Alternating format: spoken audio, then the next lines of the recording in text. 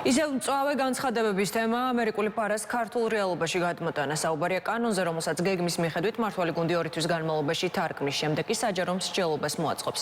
ამერიკაში მოქმედი უცხოელი აგენტების რეგისტრაციის აქტი რეგისტრაციას და ფინანსურ გამჭვირვალობას ავალდებულებს იმ ლობისტურ კომპანიებს თუ ფიზიკურ პირებს, რომლებიც უცხო ქვეყნების მთავრობების გავლენით და ინტერესებით მოქმედებენ.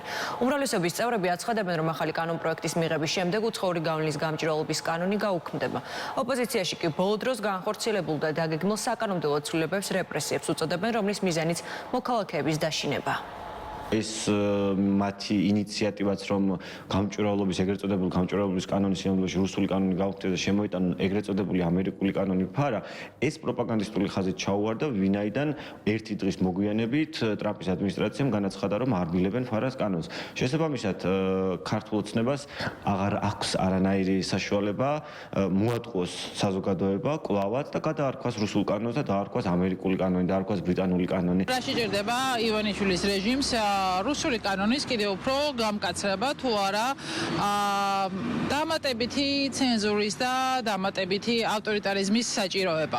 მით უფრო მაშინ, როდესაც ის ცდილობს გამართლოს ეს, რომ ეს ამერიკული რაც ახალი არ არის და რუსულ კანონზე საბობდა, რომ ამერიკულია. ეს კიდევ ერთხელ აჩვენებს იმას, რომ 3 წელი ვერ გაყიდეს რუსული კანონი ამერიკულით, ეს ერთი. მეორე, არანაირი გამჭვირვალობა ყალბი არ დადგა ამ კანონის მიღებით, თუ არა ის, რომ ევროპაზე უარი თქვა ივანიშვილმა ისე როგორც დემოკრატიაზე. და მესამე იმ ტემში წავიდნენ კონსპირაციების თეორიაში, რომ ლამის ახლა უკვე მალე ტრამპიც კი გამოაცხადონ deep state-ად. მე ვფიქრობ, დრო არ უნდა დავეკარგა და წაუკითხავთ დაკვეთილი პროტესტით, არ უნდა შეგვეჩერებინა ეს პროცესი, რაც ხალხის ძალამ დავიწყეთ და უფრო ადრე ექნებოდა დაცვის საკანონმდებლო მექანიზმი საქართველოს და ის უფრო მეტად და უფრო ადრე იქნებოდა დაცული იმ რისკებისაგან, რა რისკებიც უკვე თვალნათელი გახდა.